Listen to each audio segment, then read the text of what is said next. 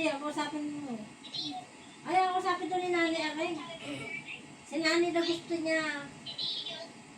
Nanay, tahan mo na. Hello! Uwi na kami bukas. Uwi na kami bukas. Ay, home. Bukas ng gabi.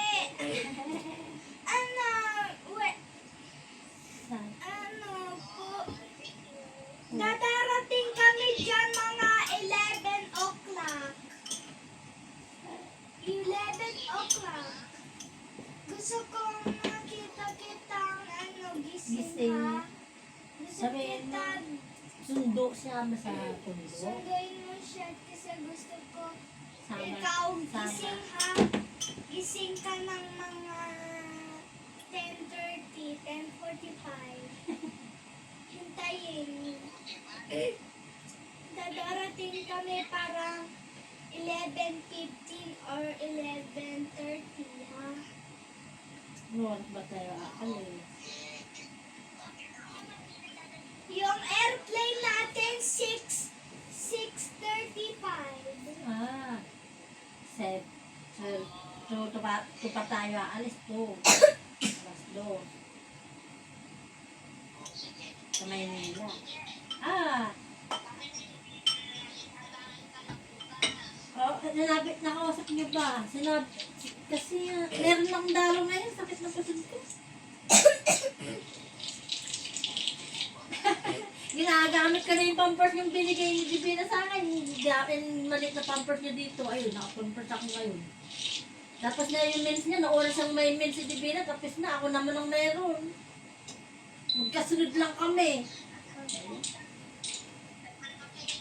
Ah, sige. Ah. Oh.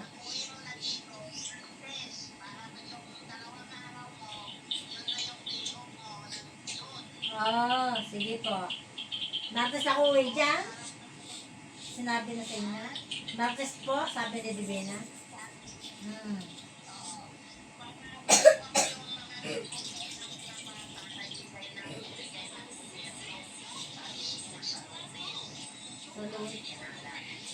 Oo, hindi pa na ako kanisang kasi nga dapat daw kasama daw si Isang. Hindi na bibigay.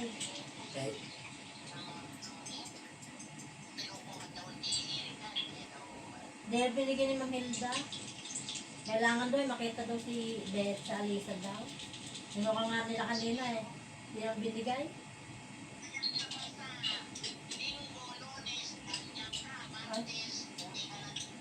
Tanghali na lang ang uwi sa Martes.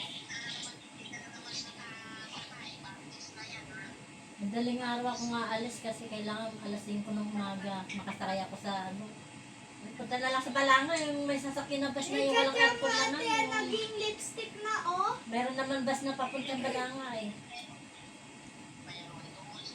Sa Balanga? Diyan sa Balanga. Ate, halika!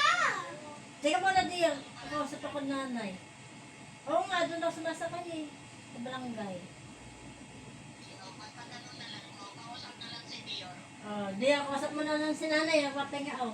Sige na. Hi. Ah, See you tomorrow, midnight. See you tomorrow, midnight. Good night. Midnight, ibig sabihin 11 or 12. Bye! Ay, iba ganito. Bumila kayo naman sundo ko, no? Abangon kayo. Ate, Yung tama ang sundulitan, abangon kayo. lipstick hang. Oh. Ayan. Bye!